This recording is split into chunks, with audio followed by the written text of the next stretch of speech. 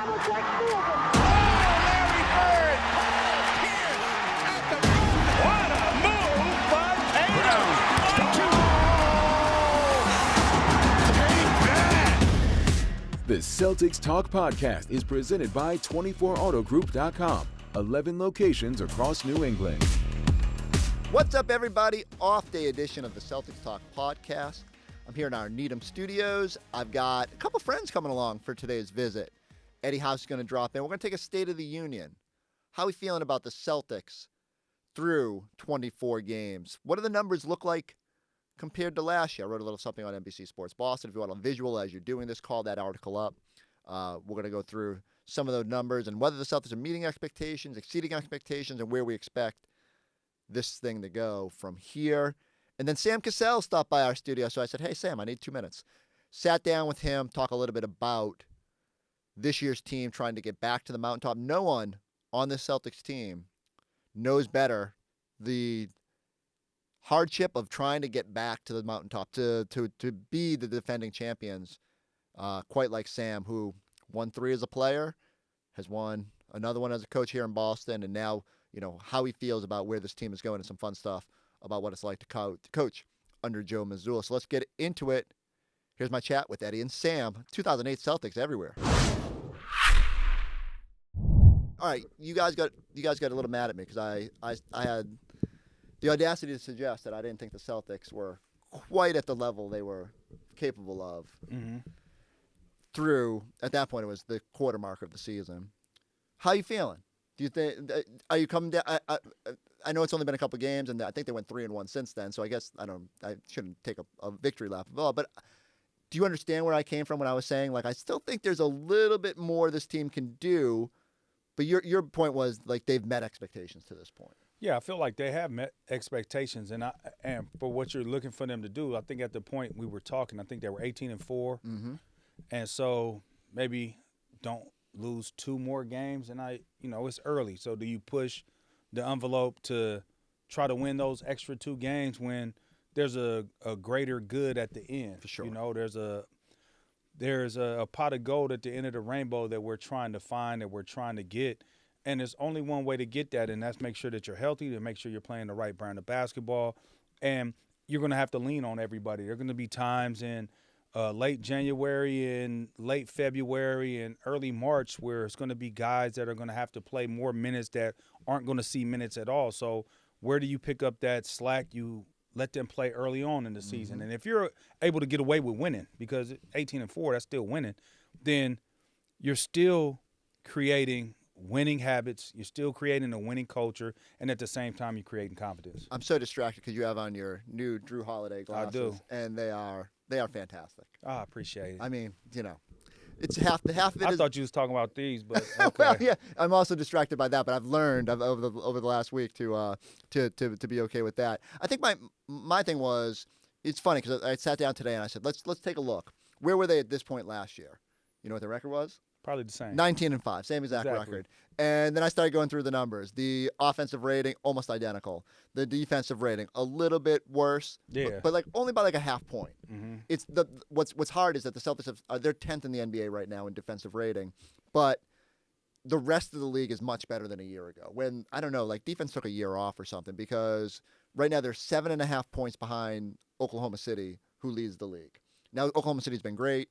I'm not going to start crunching schedules and stuff like that, but the Celtics, if they were a point better, would be closer to top 5. So I'm not even really worried about that, even though I do think there's another level to go to offensively.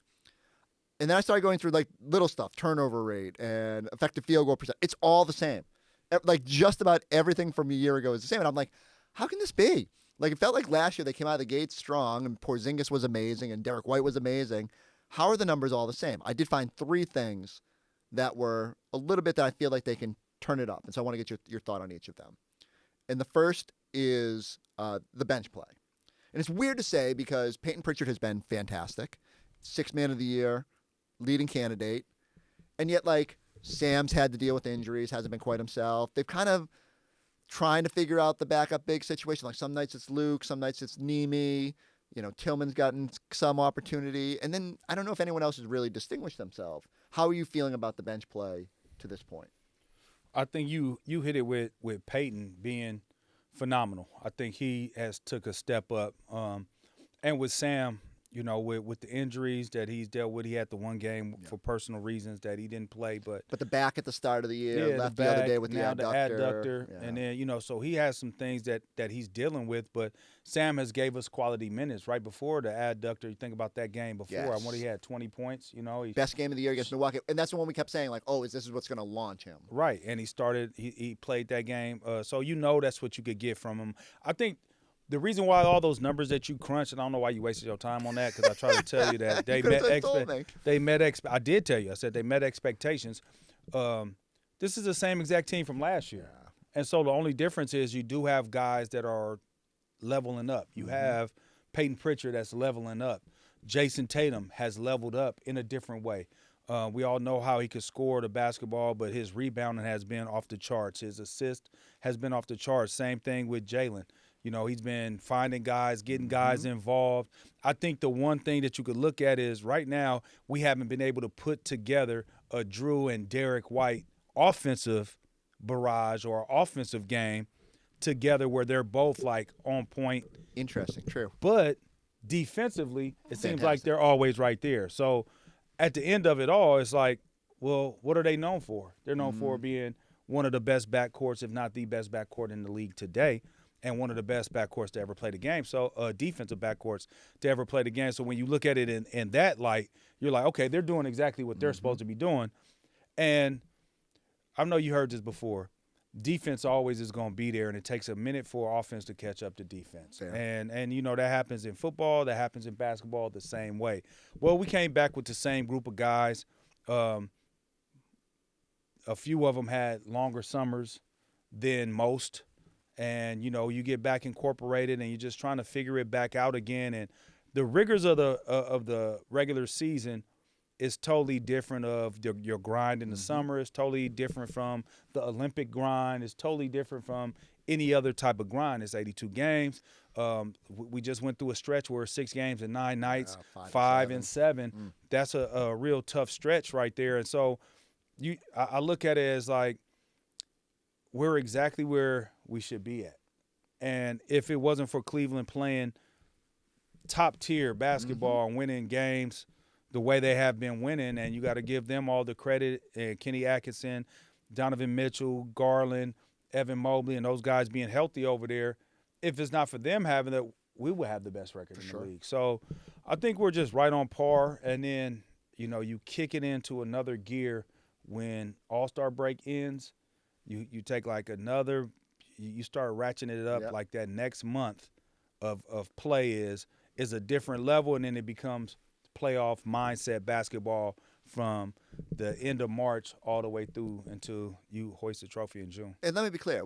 For me, it's not that not that they haven't played well. I just think I had crazy expectations. I thought because of the continuity, because of bringing everybody back, that they would just hit the ground running in a way that other teams wouldn't. What I discounted was the fact that Cleveland would have some of the similar continuity and would be motivated, maybe even more so, because they're trying to show that they're in it, and they're healthy after last season. And the Celtics didn't have Porzingis to start the year, so there's all these things that I should have taken into account that would cause maybe some missteps along the way. I just think I think you're absolutely right. I think they're when they've had to turn it up, we've seen it. Like that first Cleveland game, they were like, "All right, we're winning this. We're ending this streak. We're showing what we can do."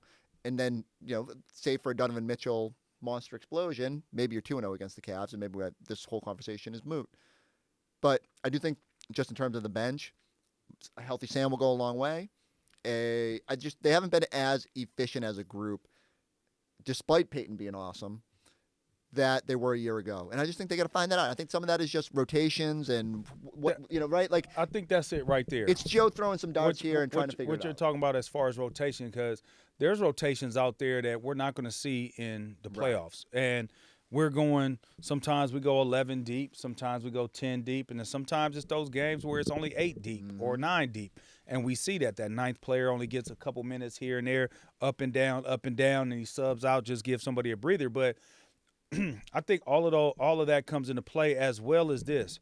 We can't discredit the other teams, the other 29 teams that are out there that's trying to take your spot. Mm-hmm. So when you are the champion or you one of the top tier teams, every single night you're getting the best of the best of the best every single night. You're going to get – and I watch a show in the mornings, and it's mostly football guys, right? And they're talking about how when they were on really good teams, they watch tape of teams that are just weak, right? They're like, these teams ain't really that good. He said when they play them, he like, man, I watched all this tape. Look how hard you going. How is this? The yeah, same team? like, yeah. Okay, you didn't show this on tape, and so it's a different level of when you are the hunted, and you are on top of the mountain, or one of the teams that are climbing to get back to the top, because once it's everybody's over with, best. yeah, once it's over with, once the season's over, you're not at the top of the mountain no more. You're climbing just like everybody else, and everybody starts at the bottom. Right now, we're ahead of everybody except Cleveland, so we're moving up, and all them people down there that are trying, they're trying to come take something from you. So night in and night out, you have to have it in a different way, and it's very hard to do. You know, it's hard to muster up that energy, that focus. That I know we get paid, and guys get paid a lot of money for you to do things like that, but we are human, and it's very hard sometimes to find energy in a building like Charlotte sometimes, or in a building like Detroit at sometimes, or in a building where you look up and it's these teams that are just, Washington. It's hard to find that energy. And so you have to find ways to play a game within the game, because they got the energy, and you got to find a way to muster it up. And even the Grizzlies game, I don't want to rehash Grizzlies it. Okay, though. Right. Not only the Grizzlies good, but it was a schedule loss. Aren't they fourth in? Yeah, they're fourth in the West, and they look great. Like the pace they play at, they're young. When you think about the Celtics at the end of 5-7 drawing that opponent, I was like, you know what? I was worried that I thought it was going to be a closer game, and really the Celtics, make it a 6-point game at the end there. It just that was a tough matchup. I want to give you two other things that jumped out numbers wise. Last year the Celtics held opponents to 63.6% shooting at the rim. Right now it's at 67.1. I think this one's easy, right? And this goes kind of hand in hand with what you've been harping on with points in the paint. The defense near the rim hasn't been as good as it was a year ago. Part of that is Kristaps Porzingis has played 5 games. Like, is it as simple as that? That when they're healthy, when Al and Kristaps play more often, that part will be shored up a little bit. I think it is, because when we talk about points in the paint now, the 67 to 63. I think that number, you could look at that number and also say, yeah, Kristaps has a big Impact, part right. in that. Yeah, a big impact of that. And also the points in the paint discrepancy will shrink when he's out there, because he scores in the paint. Think about Al is pretty much on the perimeter. If it's not Kata or Luke at the rim, then we really, unless we're driving straight line drives or we're creating some movement and be able to get to the rim off of dribble penetration, there's not a lot of easy baskets. And I think Kristaps, what he brings to the table, KP brings, you could throw it to him, and he likes to work in that free throw line, that dotted area where he catches it from elbow to elbow, free throw line, elbow to elbow, and that dotted area right in there, and that's points in the paint. So it'll bring down the discrepancy that we have been seeing. But then also that 67%, with him out on the floor, he's a deterrent. A lot of people won't look to say, I'm going to try to challenge him at the rim, because think about the work they have to do just to get by. Ugh. Derek White, just to get by, Drew Holiday, Jayson Tatum, or Jaylen Brown, and then now you got to go meet Porzingis at the rim. A lot of times guys just be like, I'll just pull up and take a jump shot or take a step back, or the triple step back that the guys do nowadays. So it's he definitely has a huge impact and a huge effect on how much we score in the paint and how much we give up in the paint. And the last thing, we know it's a topic perpetually with this team. I think the number was like 58.1% of their shots have been threes this year. They're 8% higher than the next closest team, Charlotte. And I have no problem with it. This is the way the roster was built. I actually think they lean into it to an appropriate amount. They have shown this year that even when those shots aren't falling, they can find ways to win the game. That Grizzlies game was the first time they've shot under 33% or shot 33%. You threw that number out. Yeah, there. I know, and then I jinxed them immediately. Amazing, right? They were 6-0, and now they're 6-1.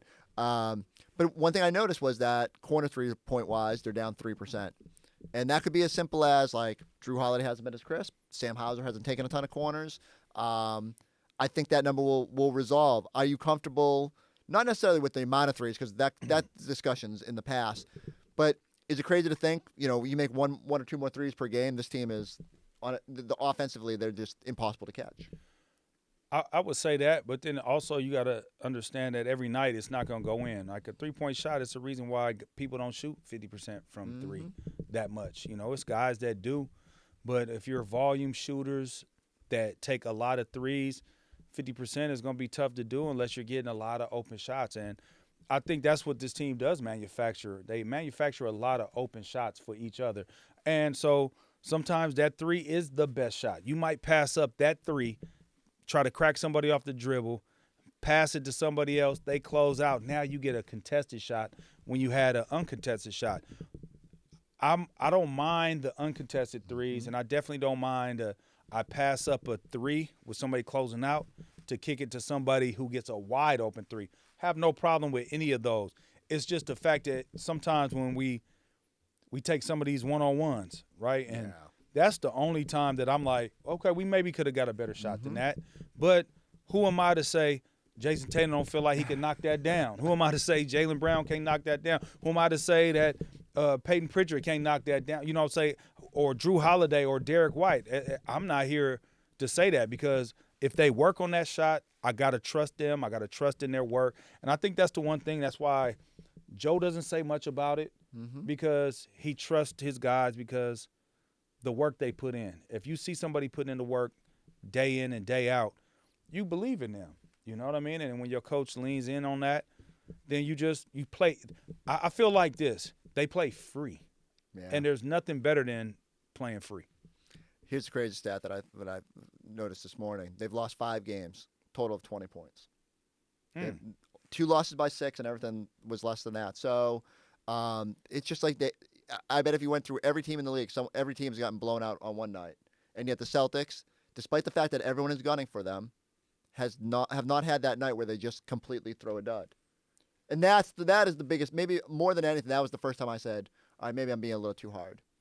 Well, I think you're looking for them to be the best version of themselves. And for me, we're nitpicking. We're trying to find 100%. Something that we could say, hey, where could we get better at? Because we know what we're really great at.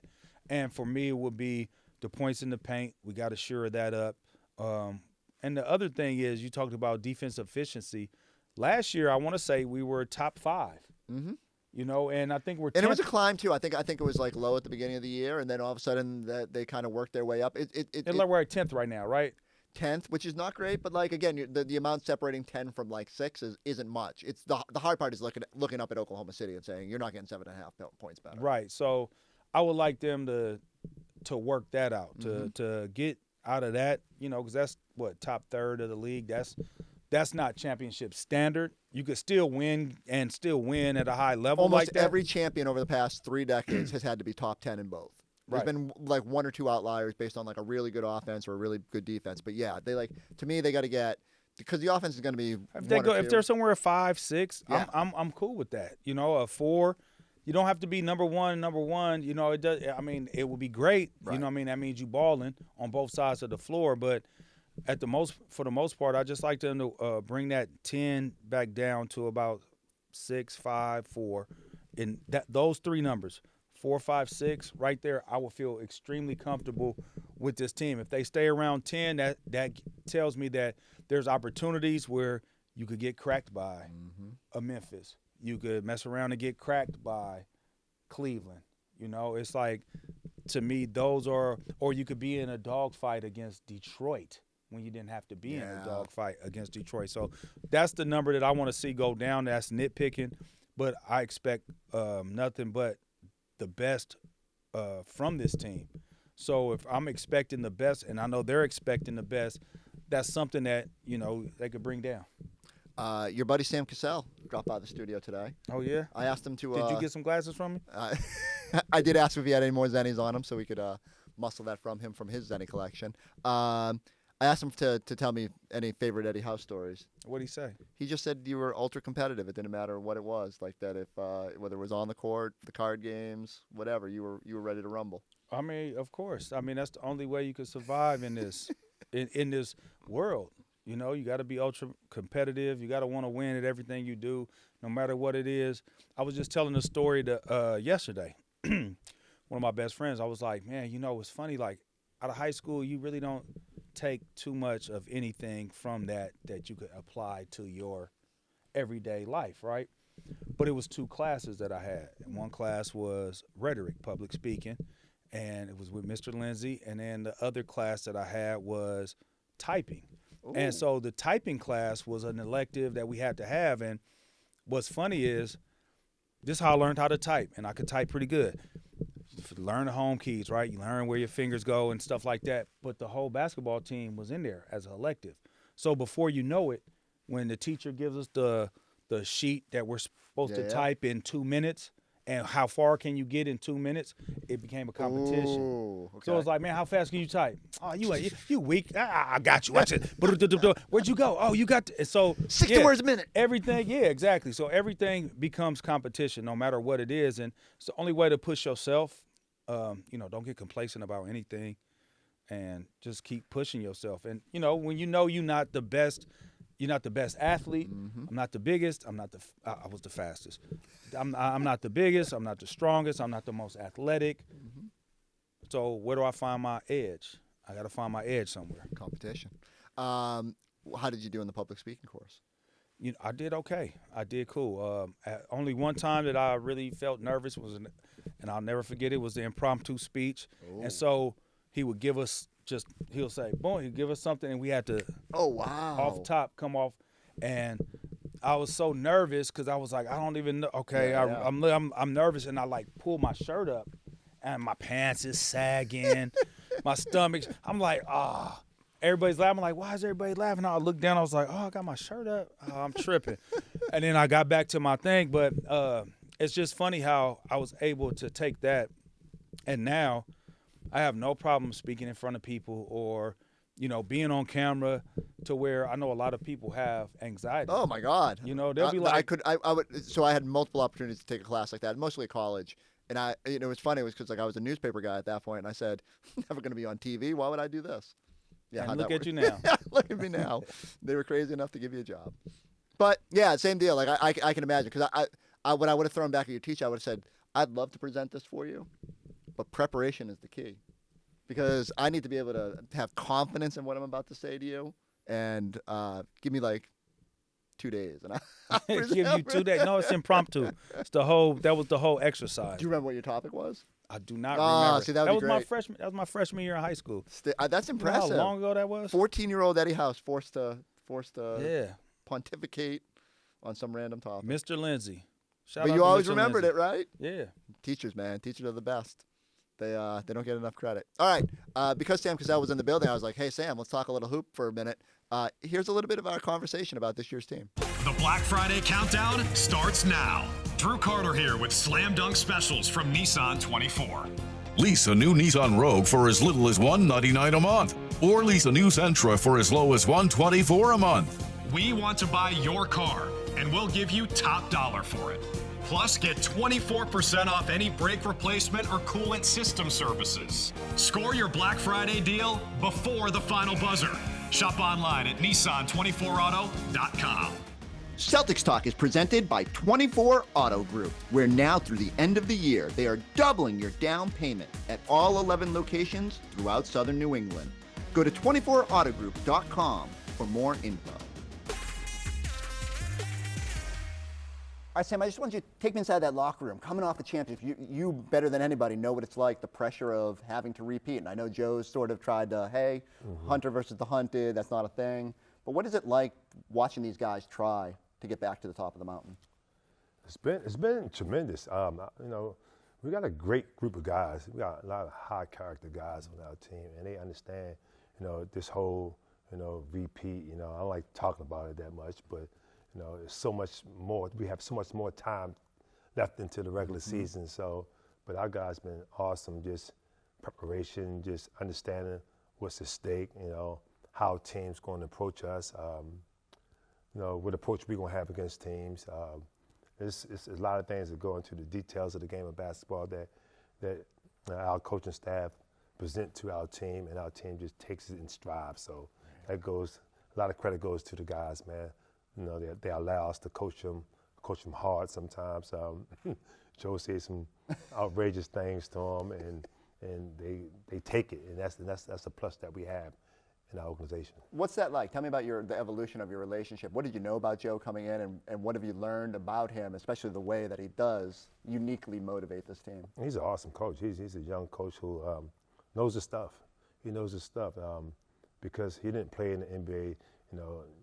People don't consider him a player coach, but I played in the NBA, and he is a player coach. He allows the players to, dictate when we practice and how we practice. So, if you as a coach, you allow your players to do that, you are a player coach. There's a great clip, I think, of him asking Kristaps before the season, like, do you want training camp to be easy, or should training camp be hard? And Kristaps is kind of like, kind of easy. And he's like, no, everything's got to be hard. Is that Joe in a nutshell? That's him. That's him. But he knows the buttons to push for guys. He knows how to, like I said, put his feet on the gas and take it off the gas. So you got to know Joe Mazzulla to understand him. You just watch him on TV, you don't know who he is because he don't want you to know who he is.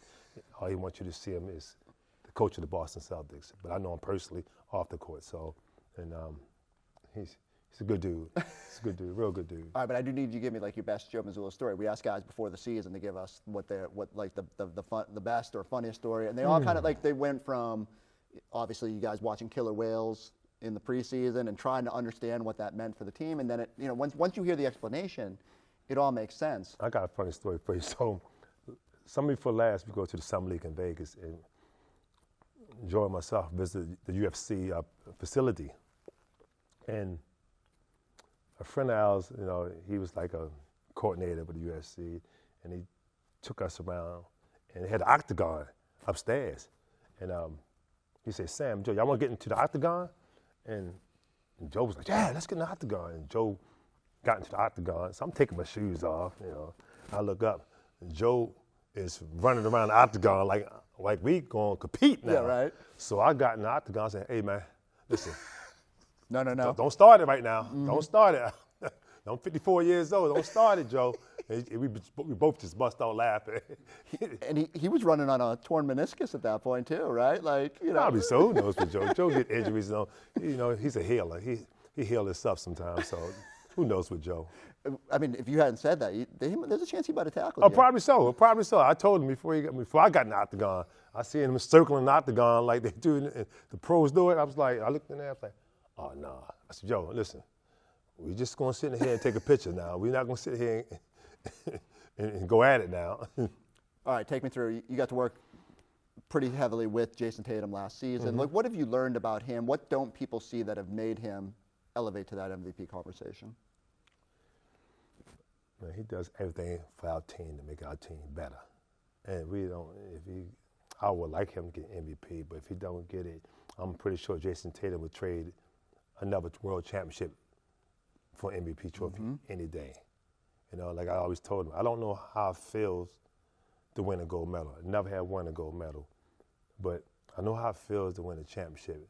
And you can't tell me that feeling when we turned that corner, when that parade, is better, winning the gold medal was better than that. Because that feeling gave me chills. And I did it 4 times. And each time I have done it, I get the same chills.